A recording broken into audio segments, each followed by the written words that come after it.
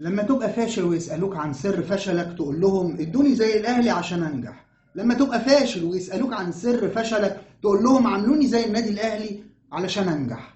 تحياتي لكل إخواتي وأخواتي الأهلاوية في كل مكان، يا رب تكونوا بصحة وبسعادة وفي أمان.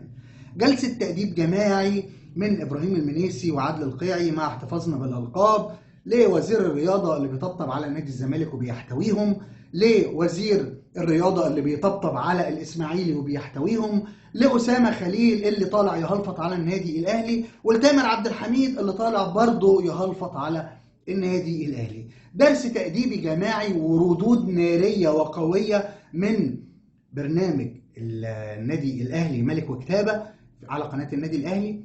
المنيسي سرد الناس دي بتقول إيه وردوا عليهم رد قوي ومنطقي، وجلدهم وهزقهم بالأدب وبالذوق وبالعقل وبالمنطق دون الخروج عن النص ودون الإسفاف، وبين لهم قد إيه إن هم بيتم مجاملتهم وبيتم احتوائهم، ويقول لك النادي الأهلي ويوفروا لنا ويدوا لنا النادي الأهلي. هو مين اللي يوفر لك؟ هو مين اللي يدي لك؟ يا ابني لما أنت لاعب عندك ما تدلوش مستحقاته ويروح يشتكيك، هل ده ذنب الأهلي؟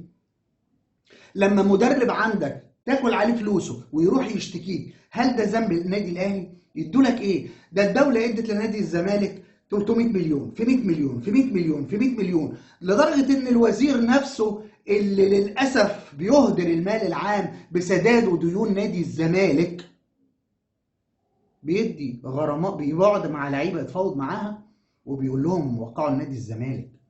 تخيل الوزير معمول بس عشان خاطر يحل مشاكل نادي الزمالك والانديه الثانيه تولع بجاز. تعالوا نطلع ونسمع ونشوف ابراهيم المنيسي وعادل القيعي قالوا ايه وازاي ردوا على الناس دي بردود قويه، ونرجع نكمل كلامنا. بس ما تنساش اخويا وحبيبي الاهلاوي تدعمنا بلايك وشير الفيديو. اول مره تشوفني، اول مره تخش قناتي، تشترك في القناه وتفعل زر الجرس وتختار كل الاشعارات عشان ما فيش اي فيديو يفوتك على قناتنا وقناتكم قناه كل الاهلاويه على اليوتيوب. ما تنسوش انا سايب لكم لينك القناه البديله الاهلاويه على اليوتيوب 2 عددها 38000 وداخله على 39000. اتمنى ان حضراتكم تشتركوا فيها وتفعلوا زر الجرس وتختاروا كل الاشعارات عشان بننزل فيديوهات هنا مختلفه عن هنا تماما، فعشان ما يفوتكش اي فيديو اشترك في القناتين. تعالوا نطلع ونسمع ونشوف جلسه التأديب الجماعيه ونرجع نكمل كلامنا. يلا بينا.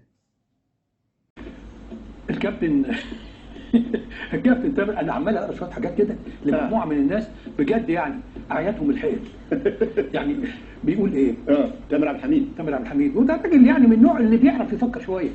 يعني تخيل ده اللي انا يعني اراه يعني احيانا يفكر في بعض القضايا الرياضيه بشكل جيد، ولكن ساعات ما تعرفش ايه اللي بيطلعها في دماغهم يعملوا الحاجات دي. فجاي يقول لك ايه؟ الاهلي بقاله 3 سنين مش عارف يجيب فيرود، مستني الزمالك يجيب فيرود ياخده منه. يبقى انت اللي معطلنا بقى. ما احنا 3 سنين مستنيينك يا عم تجيب فيرود عشان نعرف ناخده منك، والنبي ده كلامي انت بتشوفه؟ لو اول مره قبل ما نعمل اي حاجه والنبي الناس اللي عايزين نشوفه صحيح، حتى قبل العناوين نشوف تامر عبد الحميد. اداره الكوره التعاقدات ما تقدرش ان هي تجيب مهاجم فذ للنادي الاهلي، مهاجم محترم في النادي الاهلي. راجل كولر كمان اعرض عن غضبه الشديد جدا لتعثر المفاوضات مع المهاجم لغايه ايه؟ لغايه دلوقتي. الاهلي ممكن يكون مستني نادي الزمالك يجيب المهاجم اللي على مستوى العالي علشان يتعمل الكوبريات ويروح الاهلي. هي دي الطريقه الوحيده. مين اللي الزمالك ممكن يجيبه الاهلي يعمل كوبريات؟ لا، الزمالك هو استاذ في المجال. فانت بقالك 3 سنين كاداره تعاقدات وخبراء فنيين مش عارف تجيب مهاجم فذ، يبقى مين اللي هيجيبه لك؟ الزمالك بس. وبقى بعمل الكوبري. يعني ليه الزمالك السنه اللي فاتت كان حاجه والسنه دي حاجه ثانيه خالص؟ لان الزمالك زي ما قلت لحضرتك هي معادله. اديني استقرار اداري واديني امكانيات ماديه معتبره هنكسر الدنيا. بصي على المنافس، على النادي الاهلي. طول عمر النادي الاهلي مستقر اداريا، طول عمر النادي الاهلي عنده مقومات ماديه كبيره جدا، تمام؟ فلذلك الاثنين دول بيساعدوه ان هو ياخد معظم البطولات. الزمالك على النقيض. اكتر من حاجه. طب استاذنك نقول يعني انت استهليت. انا عايز اقول لتامر دلوقتي تعالى جنب اخواتك. تعالى جنب اخواتك. طبعا. اللي هو مين بقى؟ اللي هم هتبص تلاقيهم اسامه خليل. ايوه. اللاعب الرائع الجميل الغزال. ايوه. كابتن رمضان بتاع كره اليد. احمد رمضان بتاع الزمالك. وكل بعض. طب احمد رمضان خلينا ناخد واحد. احمد رمضان ماله؟ لا هو خسر النهارده الظاهر من العربي الكويت. في البطوله العربيه في السعوديه. تستغرب والله، انا والله العظيم ما انا قادر اصدق. وبعدين بيسالوا هم ايه سبب التعثرات؟ يقول له لو انا عند، شوف الجمله اللي نهى بيها تامر بيقول ايه؟ اديني استقرار. ومين اللي اديك استقرار؟ الاستقرار ده بتاعك انت. دي ممثلات. هو حد بيدي حاجه؟ اديني فلوس يا سلام، اديني شعبيه الله، اديني مش عارف ايه. طب ما هو انت لما كل الناس هتديك كل ده انت لازمتك ايه؟ ماذا تفعل؟ اذا كنت انت هتاخد كل ده. لا كابتن تامر ما حدش يقعد يقول هذا الكلام.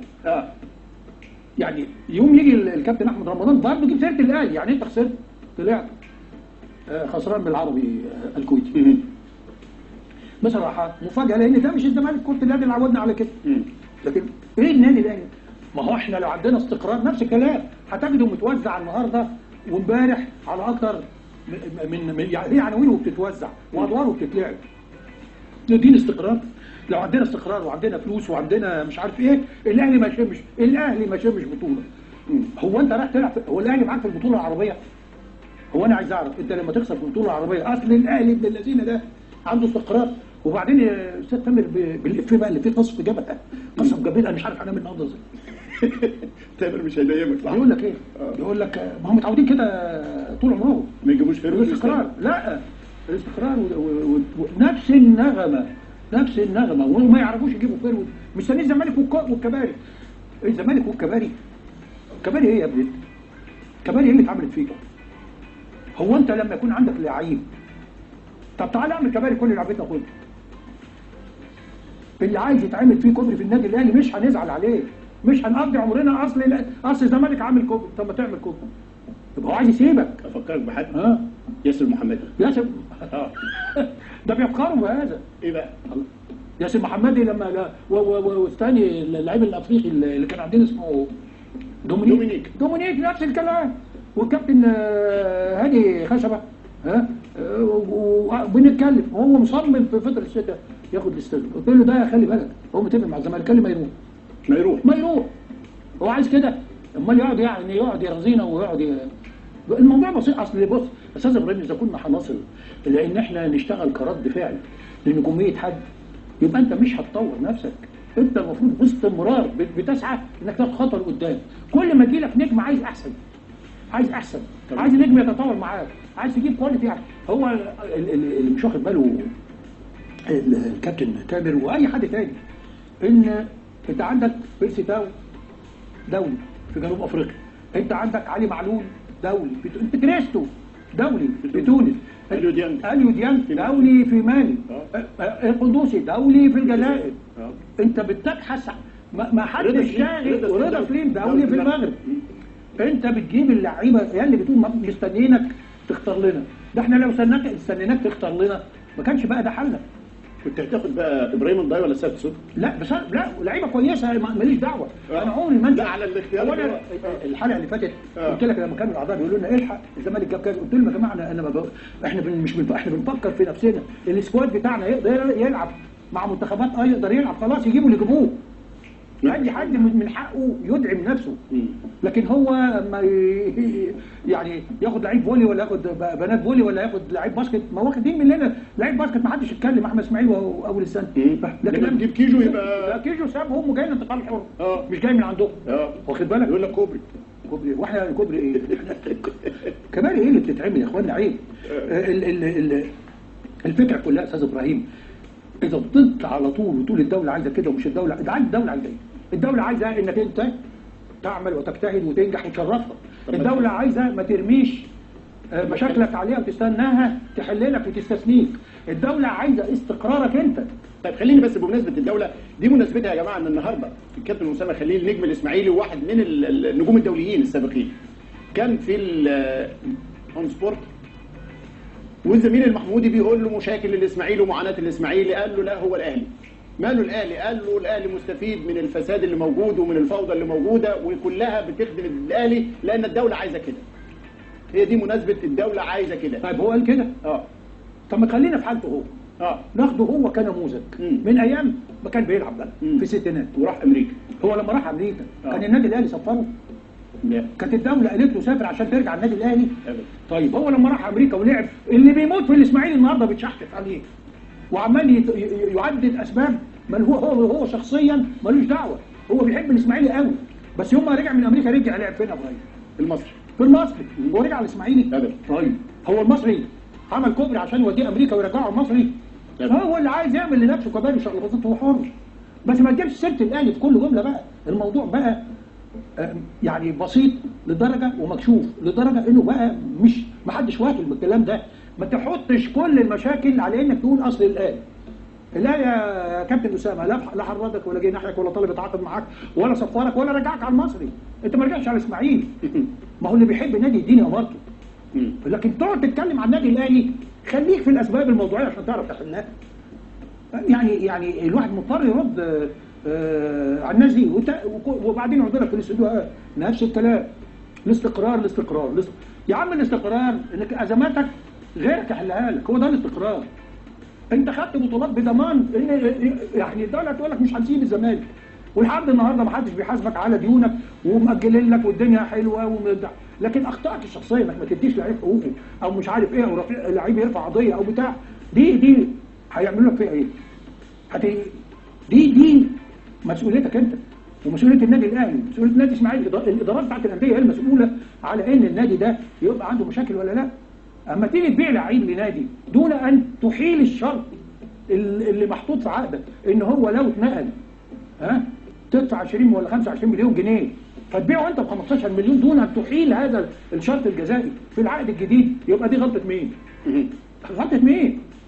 انت اللي عملت كده وانت اللي اتدينت بسبب هذا الامر وبدايه مشاكل الاسماعيلي هذا العقد.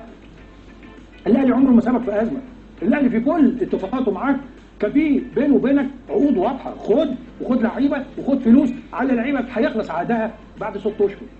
وكنا بنعملها بطيب خاطر علشان وين انت تطلع كسبان وانا اطلع كسبان. ليه ماله؟ بس هو ممكن يتنقل لمصر، لكن لو اتنقل للاهلي بقت فيه مشكله.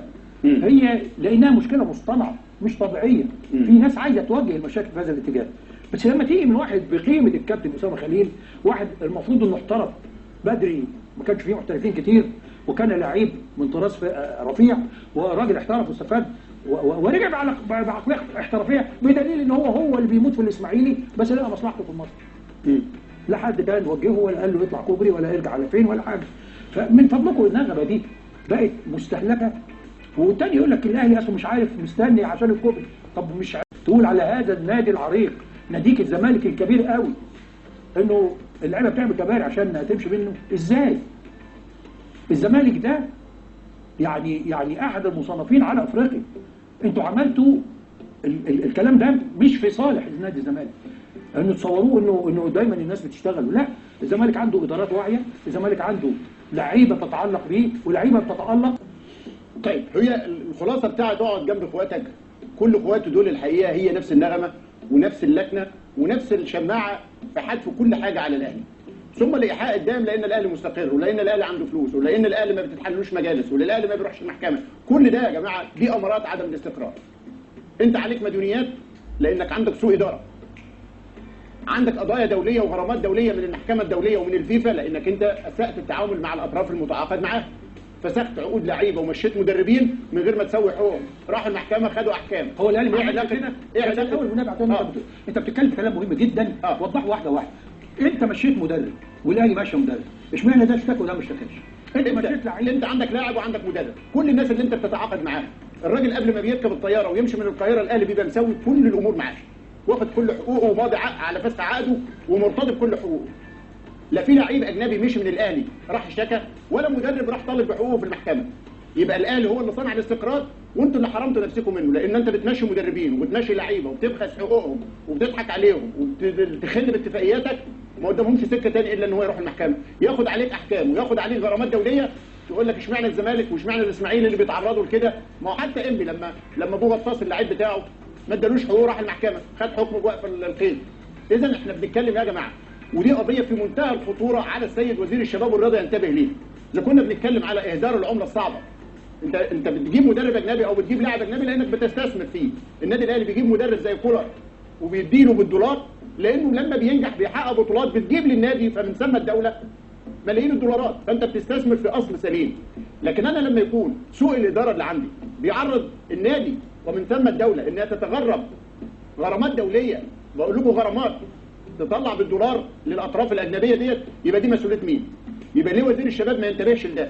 ليه الادارات اللي تتسبب بسوء الاداره بتاعتها وسوء التصرفات في ان هي تتعرض انديتها وهيئاتها لغرامات دوليه بالدولار ليه ما تتحاسبش؟ واحنا يا استاذ ابراهيم يعني ما كناش هنتعرض لهذا الامر، لانه يعني هنعتبره شيء الاخر، لانهم هم اللي مش سايبين الاهلي في حاله. انت مدخل الاهلي انت مدخل الاهلي في حسبه بدون مناسبه، وكان الاهلي يعني طب انت مش بقالك سنتين عمال تقول انا بكسب دوري وكاس، هي مره واحده الاهلي بيحتكر البطولات؟ يعني انا عايز اعرف انت مش بقالك سنتين بتقول انا بطل الدوري وانا بطل الكاس، لدرجه ان هي ازاي ما بنلعبش عشان انا بطل الدوري وكاس، ازاي ما بيختاروش عشان انا بطل الدوري وكاس، ماسك منه فيه واخد بالك. لكن انت النهارده النادي الاهلي لما يعمل قرار صعب انه يتاخد، ان هو بمجرد ما ضمن بعد الدور الاول وهو اختير، لانه كان هو الاول والثاني في اللحظه دي، اختير في بطوله الابطال الافريقيه، اصبح الدور الثاني لما بعدت المنافسه عن الدوري يتحمل بقى ان ايه ما يهمنيش اطلع الثالث ولا الرابع، خلاص انا رحت البطوله، تم اختياري بمعايير حقيقيه في لحظه الاختيار، فانا ما اهتمتش، اديت اجازه ولعبت بالناشئين، ولو انا مهتم اطلع ثاني كنت هقدر اطلع ثاني بسهوله جدا واخد بالك. لكن النادي الاهلي لا ينظر الى الثاني، فانت النهارده خدت قرار عشان تقدر تنقذ بيه مستقبل، واتضح ان هذا القرار كان سليما. انت النهارده لما ضحيت بالرابطه وضحيت بالبطوله العربيه، الناس طالعه كلها تشكر في هذا القرار دلوقتي، هذا قرار سليم، وهتلاقي ناس ينتموا لنادي الزمالك يعني بيشيدوا بهذا القرار. قرار سليم انك ما تلعبش البطوله العربيه، لانك انت محتاج تستعد للموسم. يعني تامر عبد الحميد بيقول ادوني رعايه، ادوني استقرار، ادوني مين اللي بيعمل استقرار؟ عارف زي ايه؟ زي اتنين جيران، واحد بيته مستقر وهادي وحلو، وواحد تاني بيته مولع نار وخناقات ومشاكل. هو مين سبب المشاكل والخناقات؟ مش اصحاب البيت اللي ماسكين البيت اللي بيديروا هذا المكان؟ مين اللي يديلك؟ النادي الاهلي ما ينفعش انت تقارن نفسك بيه، لان النادي الاهلي شعبيته 85 مليون في مصر.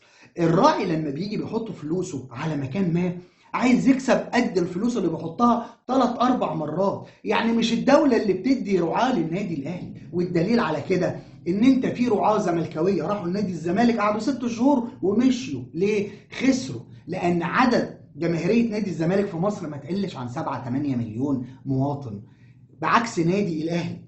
ونادي الاسماعيلي يخش له في كام مثلا؟ 2 مليون، 4 مليون، 5 مليون زي اسماعيلاوي معرفش. ولكن في النهايه ما ينفعش تقول او تقارن نفسك بعدد الفلوس اللي انت بتاخدها من الراعي، لان الراعي ما بيديكش فلوس كده هبه، ولا بيديك الفلوس كده ايه منه لنفسه، لا ده هو عايز يكسب، عشان كده بيدي فلوس علشان يسترجعها اضعاف ما بيدفعها. دي حاجه. الحاجه الثانيه يقول لك ده النادي الاهلي مش عارف يجيب لعيبه علشان مستني نادي الزمالك يجيب كباري. اذا كان انت اصلا الصفقات بتاعتك كلها من قعر القفص، صفقاتك كلها ميته، صفقاتك كلها مسار لسخريه نادي الزمالك وجماهير نادي الزمالك واعلاميه نادي الزمالك، مش الاهلاويه كمان. ف نادي الاهلي ايه اللي مستنيك انت تدي له رعايه؟ ويقول لك اديني استقرار. استقرار ايه؟ الاستقرار انت اللي بتوجده لنفسك. انا قاعد في مكان اهو، ممكن اجيب زماره وازمر واطبل واخبط واكسر الدنيا واخلي الناس كلها تشتكي مني، وممكن ابقى هادي وقاعد بهدوء محدش يسمع صوتي. انا اللي منوط بيا ان انا اعمل استقرار في المكان اللي انا موجود فيه او اخليه حريقه. فالاستقرار بيبقى من اهل البيت مش من الدوله. الدوله اللي بترعاك وبتديك 100 مليون في 100 مليون اللي بتسدد لك غراماتك. وبالمناسبه هم خدوا اشرف صبحي في النص وقالوا اللي بيحصل ده اسمه اهدار للمال العام، لانك انت بتجيب غرامات في الفيفا فانت بتدفعها بالدولار، بتطلع الدولار اللي في مصر بره مصر. فبالتالي انت يا دولة وانت يا مسؤول في الدولة منوط ان انت تمنع هذا الامر انه يطلع بره. فما ينفعش ان حضرتك تبقى شاهد على المصايب والكوارث دي وساكت. يعني المفروض انت بدل ما تدي 30 مليون و20 مليون و15 مليون و30، لا، انت امنع حنفية الفساد اللي شغالة دي والمشاكل والمصايب. اللي ما يستحقش ان هو يتواجد في مكان مشوه. الشخص المناسب لازم يكون في المكان المناسب. وبالمناسبة هاني ابو ريدة لما مشي او اقيل فراحت وزارة الرياضة تعمل جرد على المصروفات والايرادات ومش عارف ايه، لقيوا عجز مش عارف 150 مليون ولا كام. قال لي هاني ابو ريدة تعالى فين الفلوس دي راحت؟ قال له احنا كنا بنسدد غرامات نادي الزمالك في الفيفا. راح بلع لسانه وما اتكلمش اشرف صبحي. اذا الامر متطبخ ومعروف وباين. هي عشان الدوله اتزملكت يبقى لازم نادي الزمالك ياخد كل فلوس الدوله؟ انا عمري ما شفت كده. ما تجيبوا في كلام ما ينفعش اقوله يا جماعه، يعني احترموا نفسكم واحترموا عقول البشر. طب اقول ايه بس؟ اقول ايه؟ ما نجيب المسؤول الزملكاوي الكبير يبقى رئيس نادي الزمالك، ما نجيب كامل الوزير يبقى رئيس الزمالك. ما دام هي كده بقى ويعرف يدير زي ما بيدير النقل والمواصلات، يدير نادي الزمالك. وعادي، ما هو كان حيدر باشا كان وزير الدفاع الجوي، كان وزير الدفاع او وزير كان وزير الدفاع، وكان رئيس اتحاد الكوره، وكان رئيس نادي الزمالك. كان 3 في بعض. طب ما نعمل كده او بيع نادي الزمالك. هو اشمعنى كل شويه يقول لك النادي الاهلي النادي الاهلي؟ انت بتعلق فشلك على النادي الاهلي؟ انا عمري ما شفت كده. زي واحد ناجح واخد اعلى الشهادات، واحد فاشل يقول لك يا عمي انجح زي، يقول لك اديني ايه؟ طب ده ذاكر ونجح واعتمد على نفسه. والدليل على كده ان ال4 فروع بتوع النادي الاهلي ملك للنادي الاهلي، اصول للنادي الاهلي، مش تابعه للدوله زي ما مرتضى منصور عامل. ده مرتضى منصور عليه غرامات كفيله توقع دوله، ده عليه فوق ال 2 مليار جنيه. تخيل مرتضى منصور. طب ما تبيعوا نادي الزمالك ب4 ولا ب5 مليار، سددوا ديون نادي الزمالك والدوله تاخد 4 مليار ولا 2 مليار دولار تستفيد بيهم. تشغل بقى الناس، تشوف الدوله محتاجه ايه، تجيب زيت وسكر تاكل الغلابه، بدل ما نادي الزمالك عمال يشفط من الغلابه بس. لكن احنا بنحيي القيع والمنيسي على ردهم المهذب والراقي على اسامه خليل اللي طلع في كوبري راح امريكا احترف وبعد كده رجع على المصري يقول لك النادي الاهلي والفساد الاداري ومش عارف ايه. اسلوب رخيص، والبنا بقت مره في افواه السفهاء للاسف. بس ماشي، البقيه تاني. انتهى الفيديو بتاعنا. ما تنساش اخويا حبيبي الاهلاوي تدعمنا بلايك وشير الفيديو. اول مره تشوفني، اول مره تخش قناتي، تشترك في القناه وتفعل زر الجرس وتختار كل الاشعارات عشان ما فيش اي فيديو يفوتكم على قناتنا وقناتكم وقناه كل الاهلاويه على اليوتيوب. بالمناسبه انا سايب لكم لينك القناه الاساسيه تحت هذا الفيديو. الفيديو ده دلوقتي موجود على الاهلاويه على اليوتيوب 2، انا سايب لكم الاهلاويه على اليوتيوب 1. تشتركوا فيها علشان بننزل فيديوهات هنا غير هنا. اشكركم مره واثنين وثلاثه و10. كان معاكم اخوكم هاني الشرقاوي، والسلام عليكم.